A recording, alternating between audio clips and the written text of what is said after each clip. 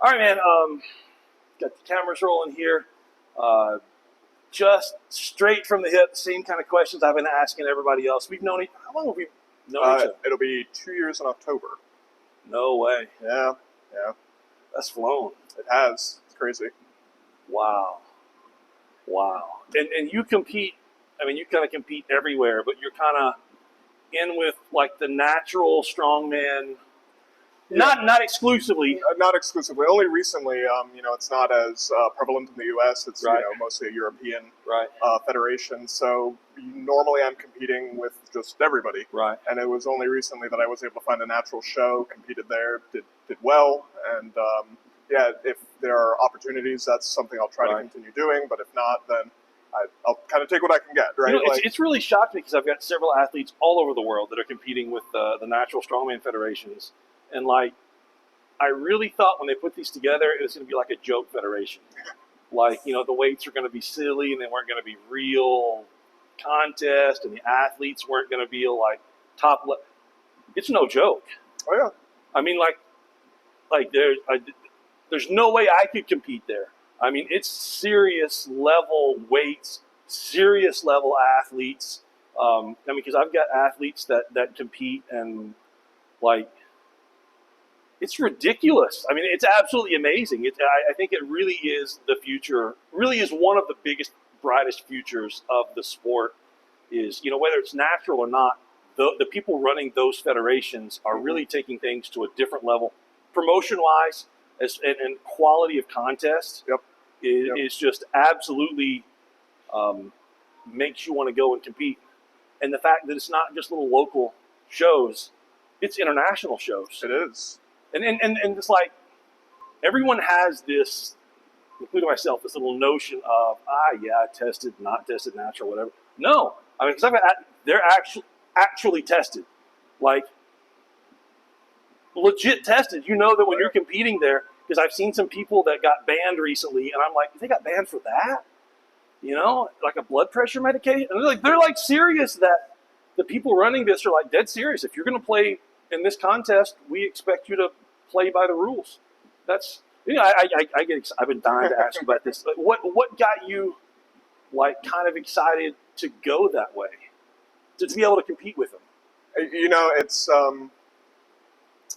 obviously I'm natural, and it's something that I've stayed my whole career, and I've actually had good luck competing against in the untested federations at the local level. I'm normally on the podium, if not number one. Yep. And then I move up to the national, and I'm usually about mid-pack. But I look at the guys at the top, and it's, could I get there on my own?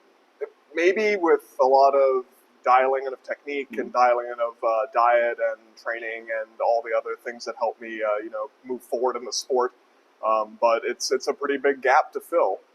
So when I saw that the natural, the tested show actually showed up, I was like, that's a great opportunity. It happened to be only an hour away from my house, so it was really a no-brainer for me to go off and do it. And then I did really well in it, and I'm already looking forward to next year on when they're going to be coming around again to the U.S. Absolutely. What kind of sports background do you have? Because you move really, really well on a lot of events, and your athleticism stands out on a lot of the things that you do. Sure. So I don't know if we've ever talked about this. No, but, I've been dying. I've honestly been dying to ask these questions. Sure. So growing up, I grew up in Northern Virginia. I was outside a lot, was a Boy Scout, did a lot of camping and hiking. In middle school and high school, I really gravitated towards cross country. I was a cross country runner. Wow. I graduated high school at 6 feet tall, 170 pounds with a six-pack. And then my senior year in high school, I really fell in love with lifting and kind of started doing the normal what a senior in high school, freshman in college does. Try to do bodybuilding, put on a little bit of weight, a little bit of muscle. Again, 170 pounds at 6 feet tall is a beanpole. So my freshman year, I put on a lot of weight. I got bigger. And then between my freshman and sophomore year, like I had just said, I was a Boy Scout growing up. And one of my goals was to go and hike the Appalachian Trail. So I went out, and I had intended to do all just shy of 2,200 miles of it. and I went out and ended up doing what's called a long ass section hike, a lash. And I was out for 85 days, and I did 1,786 miles. And ended up kind of messing up my knee a little bit, but when I got back my sophomore year, I was like, you know, we're gonna continue going on down this lifting thing. Kept doing the bodybuilding, flirted into powerlifting. Thought I was gonna go to a powerlifting competition. Continued, you know, doing what a lot of guys do, where pretending we're ever gonna go compete. And then fast forward a couple of years into my career, a very good friend of mine, Tristan, now. Actually walked by my desk, and he like saw what I was eating, and it was a pile of chili on top of mashed potatoes, because I was trying to get as many calories as I could into myself at a time. And he kind of looked at me indignantly, and he's like, "Man, what are you doing? Are you like a lifter or something?" And I'm like, "I mean, yeah, like I've done kind of like powerlifting or pretend powerlifting." And he was like, "Well, have you ever considered strongman?" I'm like, "No, I haven't. You know, I used to watch World's Strongest Man on the TV when I was about that tall." And he's like, "Well, there's a show in 2 months. You should come out and compete." And I said, "Okay, why not? I'll go out and compete." I ended up winning my first show, and that's kind of all she wrote. And it's been 6 years now. I've got, I don't know, 20 shows under my belt, bunch of podiums, been to nationals twice. So yeah. Okay, now I have my opinion on this, but like, what part of your past athletic experience do you think has had some of the greatest carryover into strongman and what you're doing now? What did you learn from, you know, from what you did in other sports and cross country and things like that that's helped you? Sure. So you know, cross country really gave me, you know, at least that good start on having a good motor and being able to move very well. Periodically, I would be sprint with my track team, but I never really did track as well. And I think that helped me kind of develop that moving capability. Doing that long distance hiking, you know, I started with like an 80-pound pack, hiking up and down the mountains in Georgia, and then I transitioned to a much smaller pack. But I was doing 35 miles a day for weeks on end, and I really do think that helped build up a lot of my lower body strength.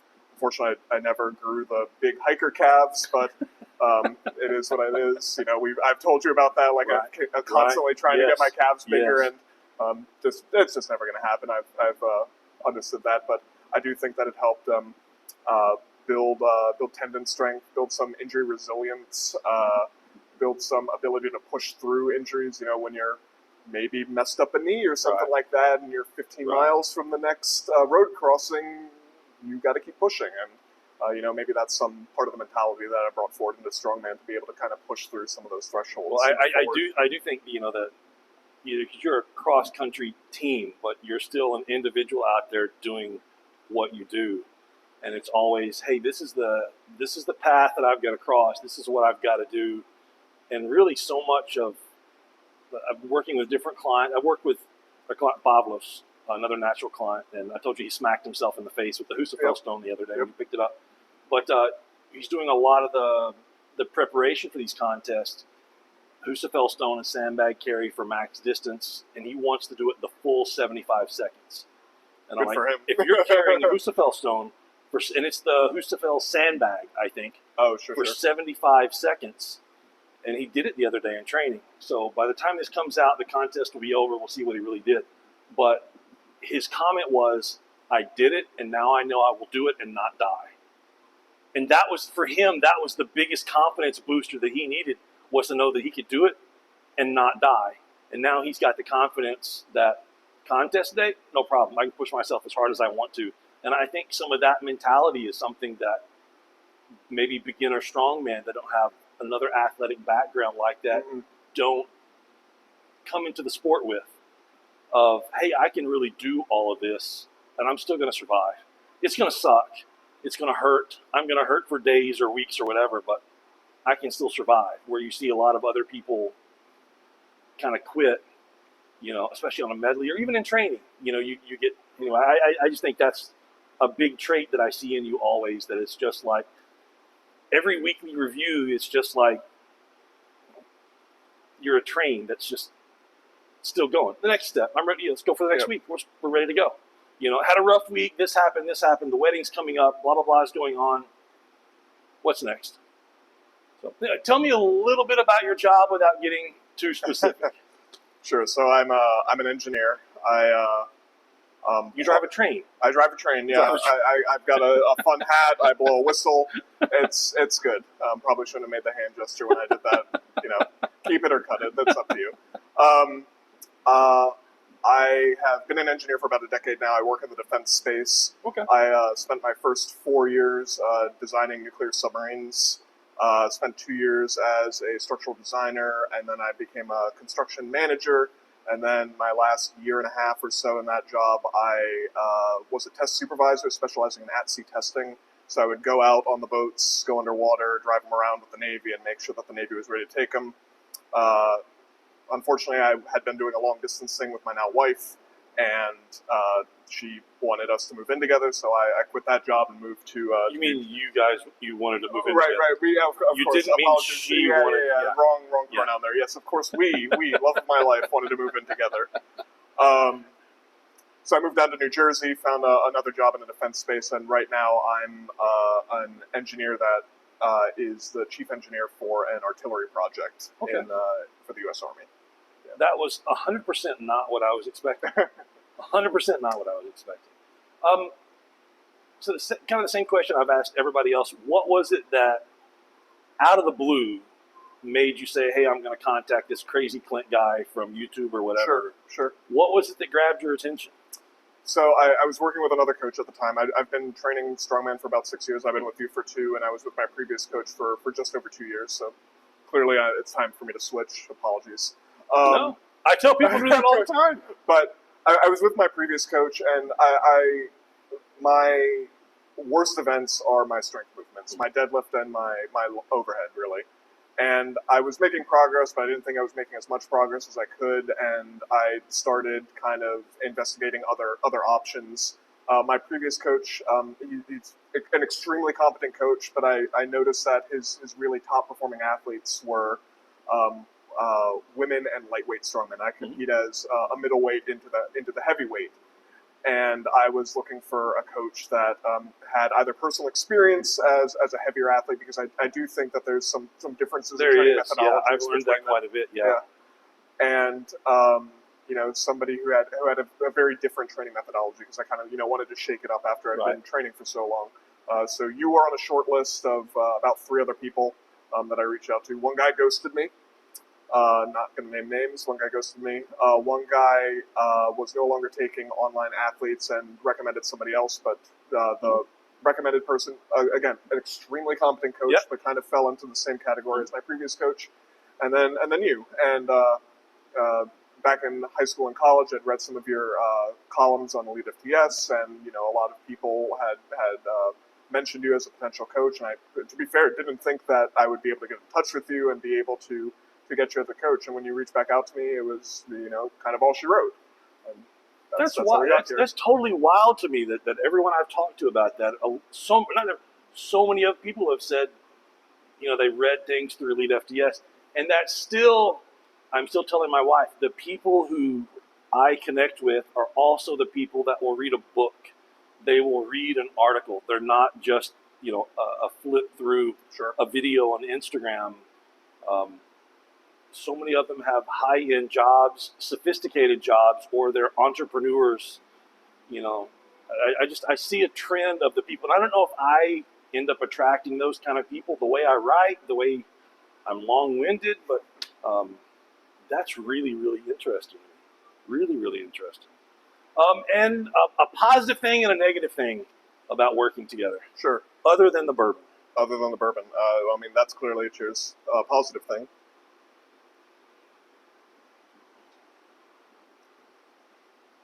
So I think the big positive things is you do give me options. We've kind of learned each other over the past 2 years. Mm-hmm.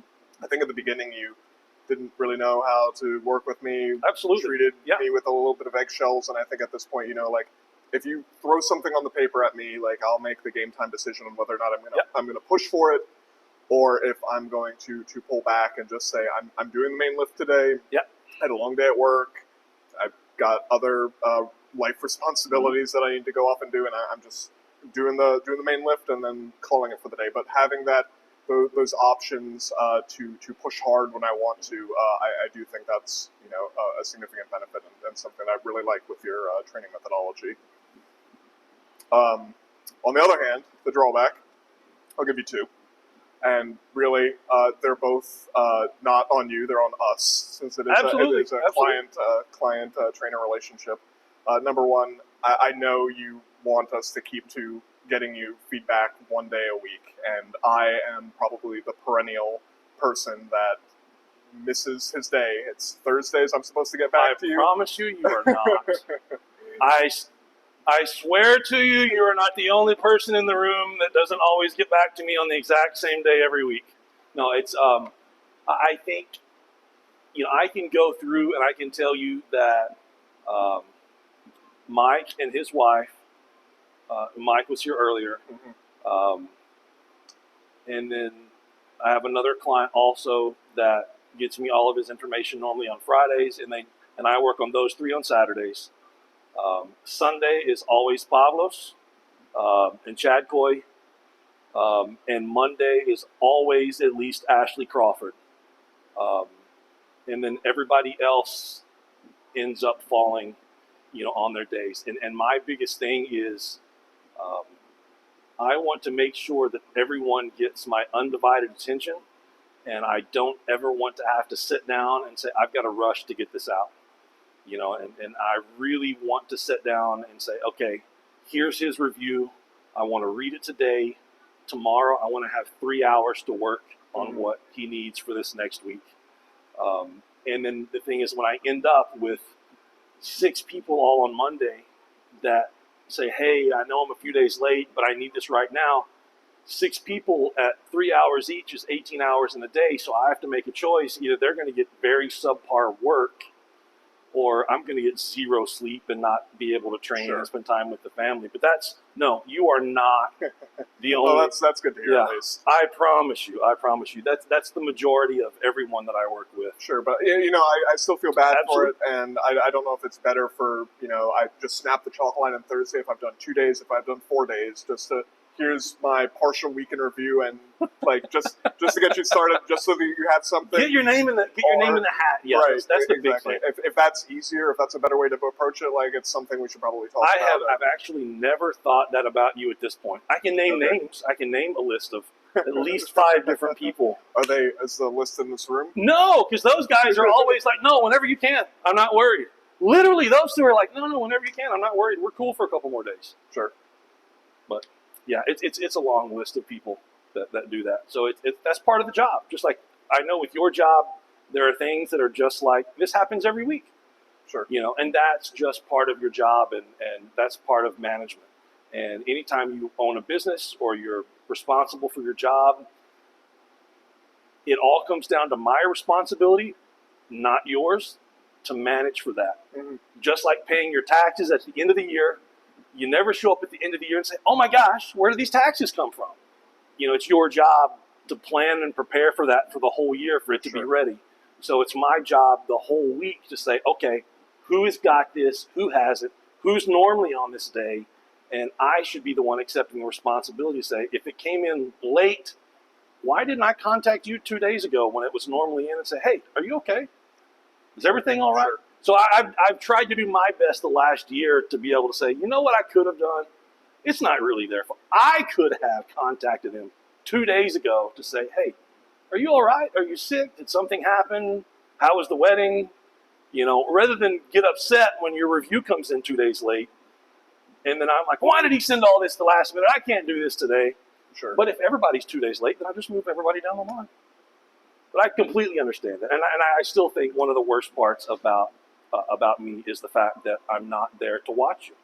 Sure. I'm not right there. And that probably leads to, again, I had 2 drawbacks, and my second drawback is, I read through your programming, and I typically understand your programming, but sometimes I'm missing your intent behind specific exercises, right? Like, I see something, I think a couple of months ago, you were having me do front squat into back squat for sets, and I completely misread how to do it, didn't understand what you were going for, and I think I treated it more like a cardio exercise than really like I don't know what you were going for, but like you gave me the feedback, and it's like that really wasn't what I was trying to get you to do, Mitchell. Like we really want you to do this, and when it's multiple weeks in a row, if it's the 1 week is your expectation setting, it's not that big of a deal. But if it's like multiple things that like I'm not following along 100% with falls you, on me. and Yeah. well, again, it's both of us. Like No. I could definitely have texted you and been like, "Hey, man, can you let me know what you think about what I'm going to do? Like, does this meet what you want me to do?" Like, Communication is never easy. I mean, if we were both in the gym the same time and I said, "Hey, we're working on this," you could have turned around and said, "Why? right. What are we doing? What are we trying to achieve?" Because if you understand what we're trying to achieve, you can adapt and adopt on the fly. And you're like, you know what? I can't do exactly this today, but I can achieve the same thing with something really close. Because what if you get there and there's no bar? What if you get there? What if your shoulder and wrist and you've had hip problems and hip flexor issues bothering you? And I'm worried about, we can't let that hip flexor turn into a long-term right. pain. So what if I'm continuing to push you into doing something that's causing that? But if I was there with you, you could turn around and say, "Man, my hip's bothering me." And I could say, "All right, let's just go over here and do this instead." Mm-hmm. We can accomplish the same thing by doing something else. And being long distance, it's not always easy. Right. It's not easy. I mean, watching Annie today deadlift, I've been watching her deadlift for over a year. And then today I'm picking up something with her feet that I can't believe it's taken me over a year to see just because I wasn't right here watching her. Watched one rep and I'm like, what about this? Watch the next rep. Oh my gosh. And there's this. How have I missed this for so long? I can't believe it, But that's absolutely legit, man. Absolutely legit. Anything else you want to ask me? Sure. So I know we've been kind of texting back and forth about it, but since I've got the opportunity to sit in front of you, I've been having difficulty finding, the drive to lift heavy and really push myself. You take me back to 4 years ago, and I was just an absolute monster when I would go lift, just an absolute monster when I would go into competitions. And I mean, you saw me lift today. That's not how I lift anymore. Right. I'm like a very cerebral lifter. I go up. I'm aware of what I can do. I'm aware of my abilities. When I text you before competitions, I say, "Here are the 5 events. This is what I'm going to do." Yep. And I come back and I give you a report, and I'm within a couple percentage points of what it is. I'm very well aware of what I can do, but that doesn't get me to now that I'm competing at higher and higher levels onto podiums anymore. Like I need to be able to push beyond what I think I can do. So my question to you, I guess, is how do you push through kind of that like mental, I don't know if it's a mental block, but like I have such a strong ego of myself, I guess, that I know what I am capable of doing, but I kind of need to like push that to the side and go further. Man, that's something I should have asked you a long time ago. I know it for me, in my experience, being able to look at the other athletes and what they're doing always gives me an idea of what the numbers are I need to be hitting in the gym and on the events. I'm picking up the differences between me as far as what I look like, my body weight, what my strength is, compared to the people that are being successful. And that has always driven me to do whatever it takes to be where I want to be. If the psychological part of this is if I can see that there's somebody else who is also human who can do what I want to do, that fires me up every moment of my life. Sure. And in training. And that gets me to take chances in the gym, to find a plan, to work out percent, sets, reps, intensity level, to increase my food, increase my sleep, to seek out everything I can do that can make my body, get me to where I want to be. But I have to have that person or those numbers to compare myself to.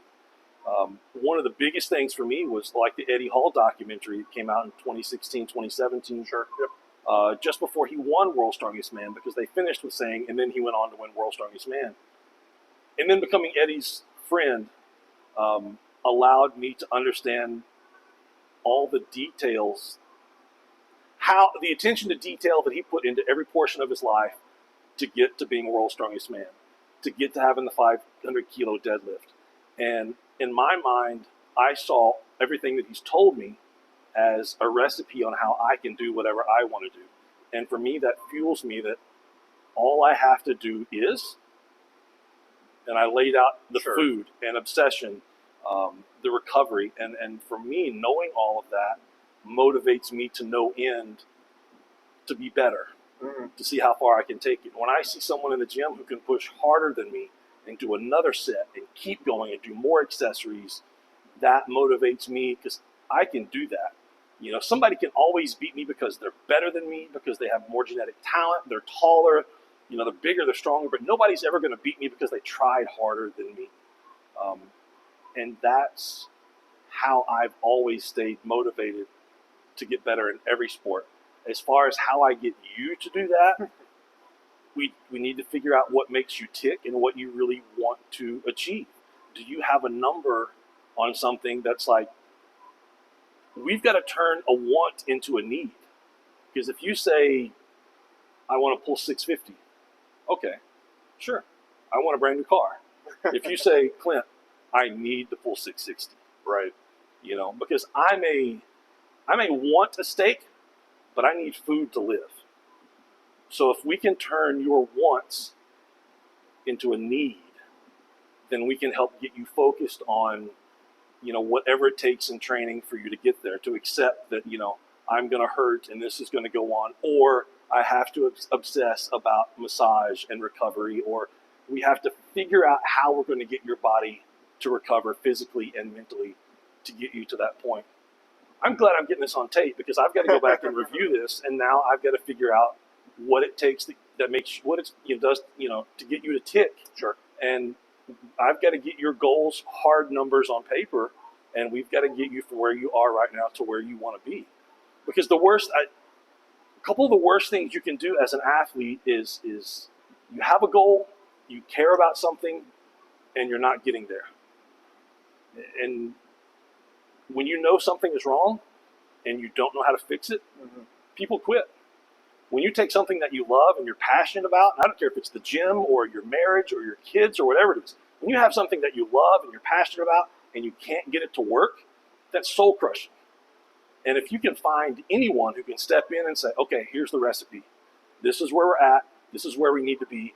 All you need to do is these steps right here, and you're going to be a success. That's easy. Sure. If your goal in life was to make $1 million, I'm never going to make $1 million. But if someone came in and said, Clint, you want to make $1 million? The next 5 years, these are your steps. 1, 2, 3, 4, 5. And I see the steps, and I know somebody else that can do it. I can do that too. But all I need is that recipe for success.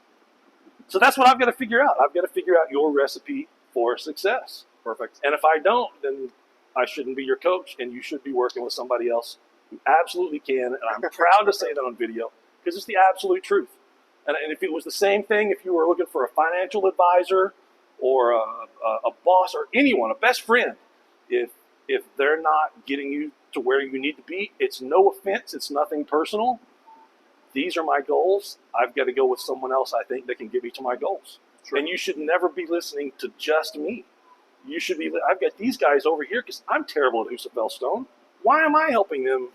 If they know how to do it, I can get you better. You know, I know how to program how to get you better, but you're the best person I know at sandbags and Husafell Stone. So why would they want to listen to me? I've been bragging about you for weeks. You know, they need to be listening to you to pick up techniques from you. So anyway, man, I appreciate it so much. Can't wait to see you next time. Hope I'm back again soon, and we get to hang out. Yeah. And one more bourbon will finish off this class.